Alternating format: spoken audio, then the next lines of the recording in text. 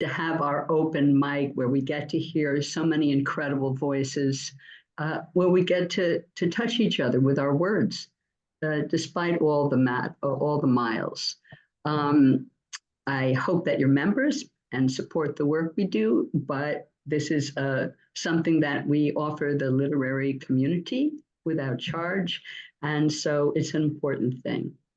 I couldn't be more excited to be welcoming Lisa St. John, our effervescent host, along with Katarina Konen, an incredible leader of the Guild and an amazing writer, both of poetry and prose. And you're going to forgive me because I have screens open. First, she's the author of 2 books. Okay, here I'm going to show you. Smiling, Swallowing Stones. Oh my God, I'm looking at her smile and telling you that she's smiling stones. But no, she is somebody who swallowed stones and learned how to transform them into words and beauty. I just want to start with an artist statement she wrote, because I'll tell you about her publications and invite you to go to her website. Many of her publications, all you have to do is click on them to read them. And I highly recommend that in addition to getting her books. But I'm going to read her own artist statement. I want to find warmth in the cold world, beauty in horror. I search out images and shape them in an archetypal mode. I revel in the traditional form and take risks in experimental visions. Visual art is my forever muse, and I never tire of writing about the magic and power of art. There are few subjects that she is not willing to tackle, be it science, politics, art, loss, love. And I said to her once, you use form and make them as natural as breath.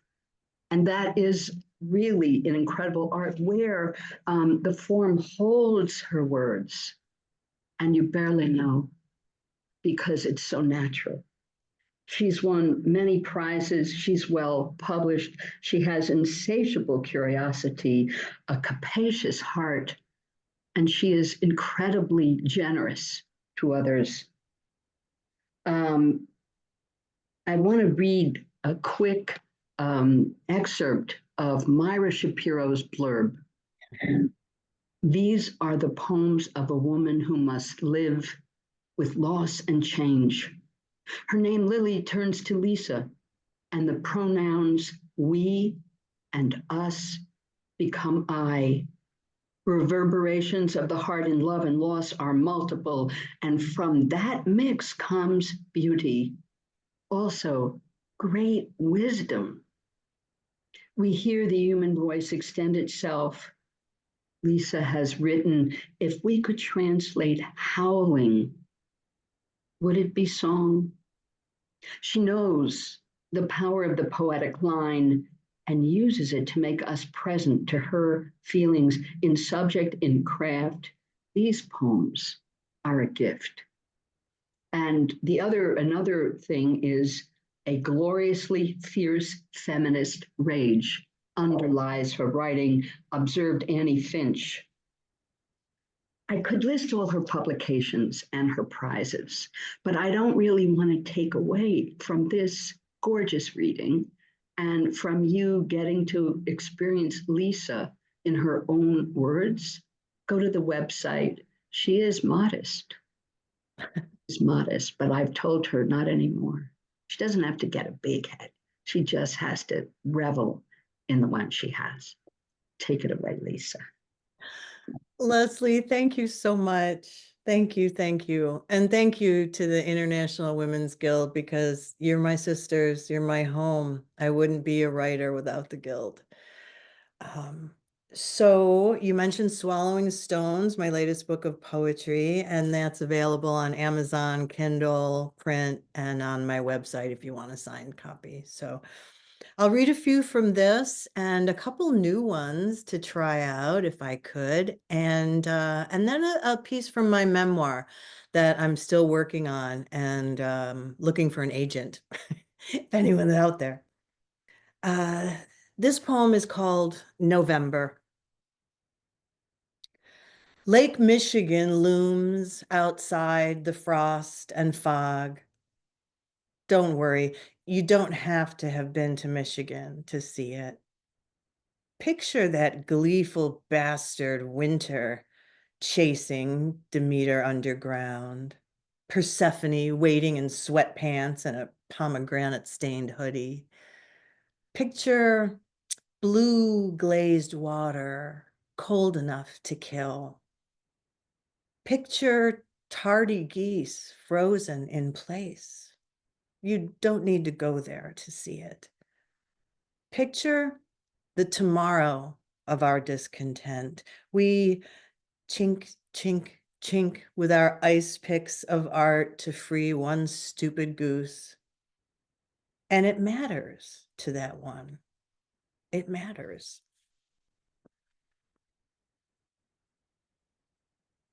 This is called Of Light and Mornings. And this was originally in Light magazine. Of Light and Mornings. I may go out into the world later. Now I want to go in to the outer world. Diffused distractions moving along the corners of morning, and there's a chipmunk darting in and out of not so hidden spaces until it decides I am no threat. Refractions and reflections paint the gray out of pre-dawn, the source moving higher in the sky as I walk. This changes everything and leaves everything as it was before. Both Snell and Descartes said so. So the deer looks at me, pretends I am not there. She looks at me, pretends she is not there. If I look close enough, there are fleas and ticks and maybe lice, but I will stay still and squint. If I do, she could be a mother or a bride. There is a rustling, given away by sound. What was invisible is not. There is no color yet, and it's comforting somehow to know the grayness below. I stay still, so still, and let the mosquito land on my tongue. It's not as easy as it sounds. And this, one topic we know all too much about, quarantine. Quarantine. Tell me to stay so I have time to watch dandelions become a bumblebee feast. Tell me to stay inside the innumerable greens of May afternoons. Remind me that I miss the togetherness of tribe. Come, eat, drink, be with me, with the us who turns towards each other like sunflowers in the absence of light.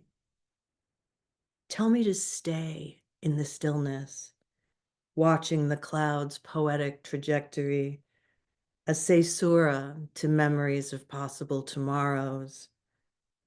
I stop at lily of the valley exhalations.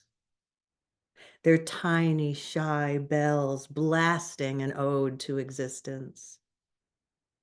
Tell me to stay inside the idea of non-distance at the quantum level. I breathe in loneliness and exhale hope. There's a seductive subservience in staying, so tell me to stay and watch the gloaming in all four directions, one for each deep breath of myself.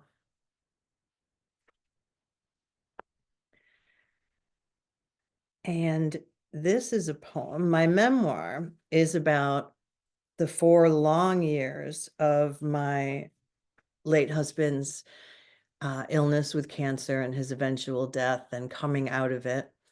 And I'll read that excerpt in a moment, but I want to read you this poem also, called, it's a letter to him called Dear Love. And to read the poem, you need to know that my name is Lisa, but his nickname for me was always Lily. Dear Love, I was afraid that when you died, no one would call me Lily anymore. They would recall my paper name, and I would become Lisa again, and Lily would die too. But I am both still here. I was afraid that when you died, I would not be allowed to wear my wedding ring any longer. The widow police would make me remove it and replace it with a tattooed black heart instead. But I wear it sometimes. Things are just things. A diamond is not a caress. A band, not a night whisper. Remember how we danced in starlit arroyos, on iguana beaches, and in all of our kitchens? We danced. I was afraid that when you died, my heart would crack, split, crumble into broken glass dust. And it did. But it wouldn't stay that way. It's like a balloon that I can fill with air or with tears. Either way, it bursts still. Oh, love, you would be so proud of our son. He has your travel magic and your love of strong women. He has your eloquent tenderness. He has your gratitude of first snowfalls. You should know that he too will be a father. You should know that he loves well with ferocity and grace. I am still afraid, my love. I am afraid that someday I will keep the last promise you asked of me. These two poems, next two poems, are hot off the press, so to speak. This one is called His Camera. His travels needed a lens or proof, not the evidence of a tiny family in front of a giant Jackson Pollock painting, but the confirmation of his own eyes into the world's intensity. Beauty is too cliche for the ways he saw sunlight cast long shadows through the woven mats of the Egyptian woman's stall, or the moment when a Chinese boy's mask slips, revealing a smile. I can't afford not to go, he would say, about the caves of Jordan and the eagles of Machu Picchu. The images he printed did not obey the famous law of thirds or the golden mean, not intentionally, but they are profound in their treatment of humanity and of clouds. The elephants he left for the tourists. Sunsets were for breathing in, not shooting. He taught me how to devour moments with a hunger primal in those who know, beyond the limits of a lifetime, that everyone must die.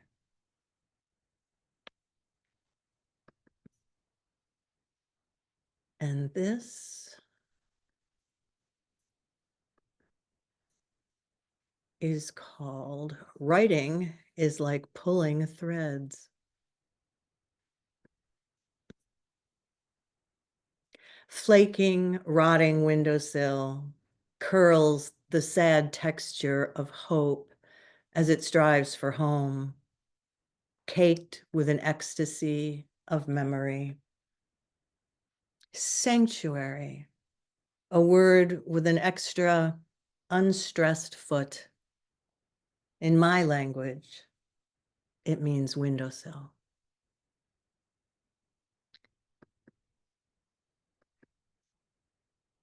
And this memoir that I'm working on is called The Dead Folder, My Truce with Grief.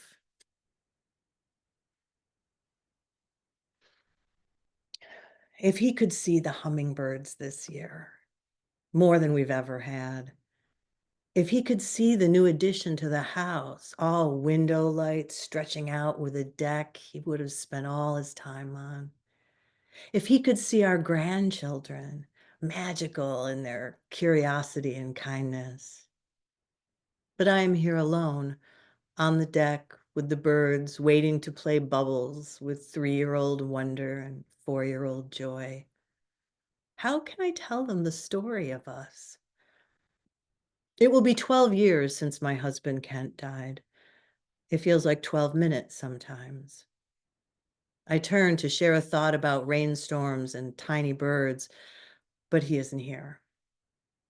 I pick up the phone to call him or send him some silly video of the babies, but he can't answer. Kent was a travel writer and photographer. I have his photographs and the artwork he collected on walls all over the house. But I only have one picture of him, of us, downstairs. All my other pictures of him are in my bedroom. Dr. Clarissa Pinkola Estes says, if a woman holds on to this gift of being old while she is young and young while she is old, she will always know what comes next. I'm not sure what is coming next, but I know that my childhood left me old and Kent's love made me young. I count 11 hummingbirds. I wonder how high in their trees the nests are. The eggs are the size of Tic Tacs. I watch the little birds unusually still as they look out for danger. I smile as they fight off a woodpecker drinking from their feeders. In another month, they will leave here, the Hudson Valley of New York, and start their southern migration. I wish they could stay. Their tiny, bright red throats could sing all year. I could keep them in the house over the winter. I'll be a hummingbird refuge. Sounds like a story straight out of magic realism. Widow keeps hummingbirds who grow and grow and grow until they're too big to fly. Their eggs hatch and the babies fly off and leave her, escaping the confines of a lonely house. No one can tell us how we do what we do. Looking back at my husband's long illness, I wonder how I worked as a full-time high school English teacher, took care of him, kept his appointments, figured out his medications, translated medical jargon, dealt with insurance companies, and stayed somewhat sane. Caregivers have a lot of balls in the air at all times. Cancer was in the forefront of my vision, like that holographic heads-up display that new cars have. And then it was over, and Kent was dead, and all the juggling balls fell down. My husband died on Thanksgiving Day, 2012. As of this writing, that's 1,861 days ago. Funny how numbers mean so little to us. We aren't made to conceptualize huge numbers. That's why we need analogies, something smaller that we can actually understand. 1 second is 1 second, but a billion seconds is 30 years. Or we change numbers into things. 1,861 days ago, my husband died. 1861 is the country code for Beijing, China. The Pony Express announced its closure in 1861. The American Civil War began in 1861. Kent loved history. He was a travel writer, photographer, husband, father, brother, friend, lover of life. My love, my mate. He became the center of attention in any room he walked into. He made people laugh. Since he was a boy, Kent lived with the ferocity of someone who knew he wouldn't live forever. This, however, isn't an homage. It's merely the reckoning of one widow. Widow is from the Latin vidus, meaning bereft, void. That's accurate. This could be the story of what not to say to widows, how to survive the death of a spouse, or my spiritual growth from my trip on the Cancer Express, but it's not. It's merely the record of my grief and my understanding of one person who lost their one person. Thank you so much for being here, everyone. How about we all unmute and let her hear some applause? Well, okay, maybe just me. Listen, hopefully I can not cry and see if anybody has any questions. But one of the things that you've said is that you're a forever student. Mm-hmm. And I just wonder how much of your writing, because I know when you decided to retire and you became a writer, you fully committed to that life. And so I'm curious about the role of workshops in your writing life. I am a self-confessed workshop junkie, hands down. I love workshops. I love to go, I learn something new. I think what I loved so much about teaching was that I was learning every day from my students. You know, you read of Mice and Men so many times, and then a 17-year-old will all of a sudden say something that you never thought of before, right? And that reminds me actually of this poem. I'm going to bother you with one more. For those of you who know of Bother, no, no, no. Every poem that you've read and every piece is a gift, so no bother. This I always thought of, again, like with the students, they always have this amazing ability to not be afraid to learn more, you know, and to say what they know and they're my inspiration for my continued love of learning and my workshop junkiness. And I'll tell you about my sabbatical from work, but this is called from Of Mice and Men. This is called Curly's Wife from Beyond the Page. It's a persona poem. I am the trick question on the quiz. In the novel of Mice and Men, what is Curly's wife's name? I was on my way to somewhere when I met him, when he tricked me. I could have been an actress. I know it. But he promised. He promised nice things, nice clothes. I'm not real. Just a character in some man's book. I'm just a character without a name. I'm a nameless woman. I'm Curly's woman. So that's a nod to the feminist poetry that you were talking about, Leslie. When after my husband died and I decided to try to write more and write more frequently and get published, I went on sabbatical and I went to the International Women's Writing Guild Summer Conference where I studied with the greats, you know, Maureen Murdoch and Jan Phillips and Judy Hughey and Myra Shapiro and I was dumbfounded at how fabulous it was, because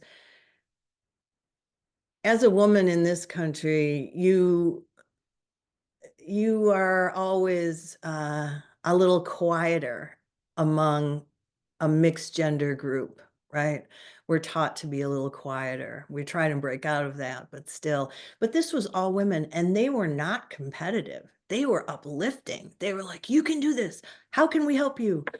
And it blew my socks off, you know? So I went to every workshop I could get my hands on and traveled all over that year.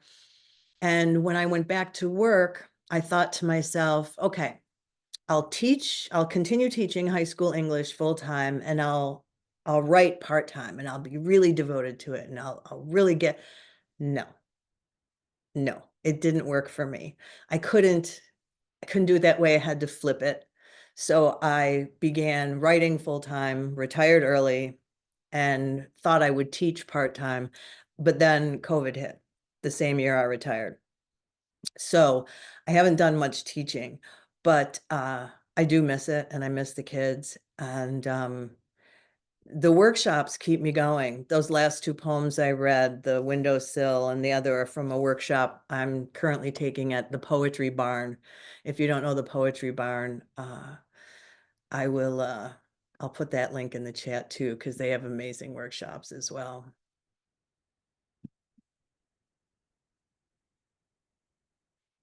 I don't know if I answered your question. I think I did. Yeah. I think that what I'll ask is, since you began writing in such a um, uncompetitive environment in which you were affirmed in your humanity, right? Not just as a writer, which I think is key. Do you think that outside of the MFA, and I'm not trying to put down college programs. In many ways, I wish that I had studied the canon. But what it seems like to me is that you've learned and maybe blossomed faster, or put together quite an amazing education of yourself, as well as understanding the community that can form even online, because the guild transformed during the pandemic, right? Right, right. And Absolutely, your absolutely. workshops. And I'm trying to remember, I'll have to look it up to see. It wasn't me who coined this phrase. I think it was Chuck Palahniuk, but I got to look it up. I call it my kitchen table MFA. I am constantly reading, constantly reading. I just picked up, someone will say something and talk about it, and I'll go, oh, let me try that book. Let me try this book. Forever I'm at the library because I'm getting emails like, oh, the book you ordered is here. And I'll look at it and go, why did I pick what? Somebody must have told me to read this. I don't know. Um, Dante's Divine Comedy has just been redone by Mary Jo Bang, and it's fabulous. And Nick Flynn's poetry, I was just at a workshop at the Omega Institute, and for memoir, actually, and his take on memoir writing has really gotten me excited about the memoir again. So that's the other thing that workshops do, and classes, is it really feeds your soul. Well, since I'm a workshop junkie, I don't think I take as many as you do, but I believe in them firmly. And, I'm not like you, I'm not dedicated, right? If I'm in a workshop, somebody's kicking my butt. I mean, they're they're both inspiring me, and I'm accountable on some level. I mean, that's what I would say. But I do have, on my bucket list, going abroad on a writing retreat, things like that. And I'm trying to convince Lisa to teach for the Guild and use some of the poems that she's worked with students. The other thing is that we're looking to get involved in intergenerational writing. And so Lisa comes with a lot of expertise when it comes to young people. So I'm just making a public pitch that she get involved. Anyway, well, okay. Nobody asked other questions. I don't think I've missed any. Anybody want to unmute? Because I don't want to not I don't want to not ask a question or give somebody I the have a opportunity. question, Leslie. Yeah. Hi, Lisa. That was such a wonderful reading. You're such a fabulous reader. I just loved every moment of it. Oh, I'm so thank happy I got to hear you, you read. Juanita. Thank But you. I'm curious about your generative process, and if you could describe for us how you start a poem and then how you bring it to completion, just sort of like the nitty-gritty and about how long it takes and all that kind of stuff. That's what I always want to know about other writers. Yeah, and that's a really good question. I think it's one of the reasons I take so many workshops is because someone gives me an assignment, and then I have to do it. Um, because I'm a good student now that I'm older. I wasn't in high school, but um, sometimes I look at form and I think a sonnet would be fun to try, or a guzzle, right? Like Patricia Smith's hip hop guzzle, or a villanelle. I love form. Um, a workshop, I don't remember who gave it, said that form is like a lattice for you to hang your roses. And it's also very puzzle-like for me, to do a sestina or to do a villanelle. It's like a puzzle where things have to fit a certain way. And I'll usually start with a line that's just resonant for some reason. It's either in my journals or I do a free write and I think, oh, that's a nice line. I like that line. The windowsill is cracked and curled. Um, I like that. Let me do something with that. So I have all kinds of little fragments and pieces all over the place in my journals and on my computer. And so I'll take one of those lines and really flesh it out to see. It's very rare that I'll write a poem for something, right? For a specific event, but I have done that. I wrote an elegy for a poet, this poem about a friend who died unexpectedly, a fellow poet here in the Hudson Valley. And I decided that it had to be more than just an elegy. It had to have some spiritual connection because Frank was so spiritual.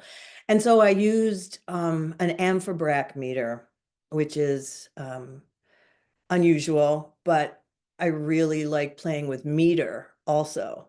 So I work with Annie Finch, who is a mistress poet of meter. And I'll put that link in the chat also. And the amphibrach meter in her teachings is the meter of the spirit, right? Like an iambic pentameter is meter of the head. It's like meter of the mind. Um, and most people only look at iambic meter, which is sad because there's so many cool meters out there. So, so I wrote Frank's poem in an amphibrach meter, and it came together perfectly. It just like the pieces all fit. And then I wrote a poem for my friends John and Lalu when they decided to get married. And that turned out to be more like about light and about seeing each other's brilliance, you know. They were together for 45 years before they got married, so I think they did it more for oh, technical reasons, I guess, than anything else. But that was a great idea because I didn't know what to write. How do you write a wedding poem? Like uh, a praise poem, if you will, a celebratory poem. And it turned out not to be as celebratory as it was really about how well they see each other, how they see each other's light, these two beautiful men, and they uh, inspire me, And so it was about them that I was really writing. It's funny because when I took a workshop with Marge Piercy one summer, she gave us homework on the first day and said, all right, you're going to go home or you go back to your hotel and you're going to write about XYZ. And somebody in the group said, what, tonight? Like right now? And she goes, yeah. She says, you're a fucking poet. She said, you're going to write a poem when someone tells you to, if you need to for an occasion. And I thought, all right, I get that. So sometimes I will dig out old poems that haven't worked for a while, and I will try and make them come alive again by putting them into a form or by taking them out of form and putting them in free verse. Sometimes that works. So the whole process to try and answer your question is it's almost never finished. Even when I read the other night, I read a poem from Swallowing Stones, and when I was practicing it, I crossed out a stanza. I'm like, I don't like that anymore. So I think they change. I think that once you publish them and put them out into the world, then they're everyone's, they're not yours anymore. But it's rare that I will, say, all right, I'll say this feels finished, and then I'll bring it to a writing group, because that's the other key. You have to have a writing group. You just have to, especially with other poets, if you're writing poetry, or other memoirists, if you're writing memoir. I think that's crucial. I'm just going to jump in 1 second, although there is another question that Lisa and I have talked about starting a writing group with the Guild, in which each week we would explore a different form. And unlike Lisa, forms scare me, or I can't do puzzles. But I'm just letting you know, if you have any interest, that would be great for us to know. And also, we're trying to encourage, if people don't have their own groups, either regional or just online groups through the Guild, where people are critiquing each other's work with an open heart, right? And of how can you help the poet find her voice, not anyway. Yeah, if you hold on, let me just put my email in the chat. Somebody asked, and then maybe we'll make this the last question, which is, somebody said, how much were you influenced by other writers when writing about grief? Oh, what a cool question. I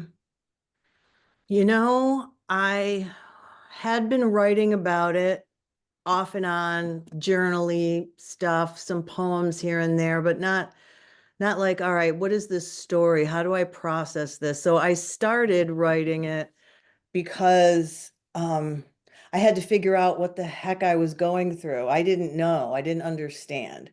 And so I read Joyce Carol Oates' Widow for a Year, and I read, I think it was Widow for a Year, it was Joyce Carol Oates, wasn't it? And I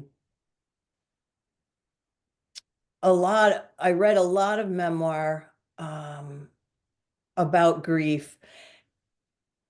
And what I realized was I tried to write, I didn't want to write like a self-help book, right? Like, this is how you survive grief, right? Because I don't know.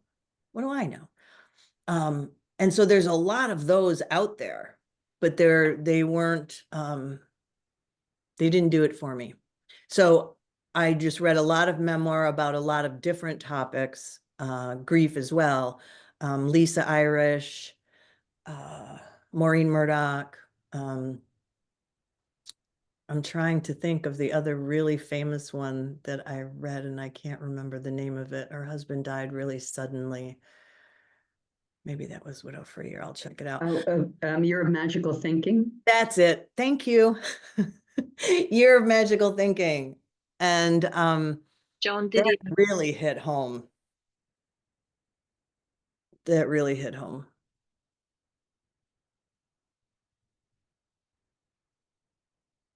And you're muted, my Leslie. Lisa, I know everybody here just Don't found your dig in. meeting Thank you. phenomenal, phenomenal, moving, wise, far-reaching, all different things. So I suspect that many people who had similar experiences, but I mean, everybody suffers grief of some kind or another, that your poems really open us all up. And you're a masterful. Anyway, okay, so we have only 3 readers. No, I mean, I'll jump in if we only have 3. Other people? I'm just taking a poem that's not even really written, but please let Katerina know. Okay, so now just so you know, I'm incapable of multitasking. Lisa is an expert at it. So when I'm timing, but you won't hear, you know what I mean? I'm going to be looking at the timer. So I hope that you can forgive me for not commenting. Okay, hold on. Let me just. So the first, Jessica, you're up. Christine, Irving, you're on deck. And let me just get my